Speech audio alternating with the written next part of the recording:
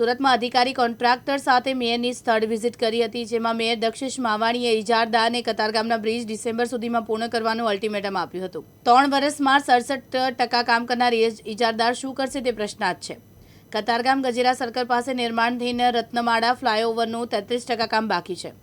December સુધીમાં પૂર્ણ કરવા ઇજારદારને અલ્ટિમેટમ અપાયું છે। કામ ન થયું તો કડક કાર્યવાહી કરવામાં આવશે।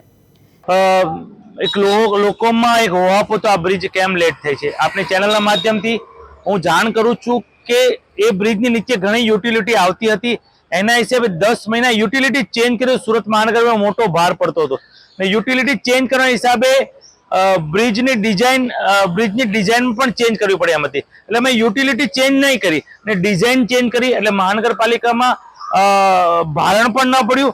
10 મહિના જેટલો લેટ ચાલુ રહ્યો હતો, પણ ડિસેમ્બર સુધીમાં ચોક્કસ અમે લક્ષ્યાંક આપ્યો છે એટલે ડિસેમ્બર સુધીમાં હવે 67% જેટલી કામગીરી પૂરી થઈ છે। એટલે હવે જે કામગીરી બાકી છે તે ચોમાસામાં પણ કામગીરી થઈ શકે એવું છે।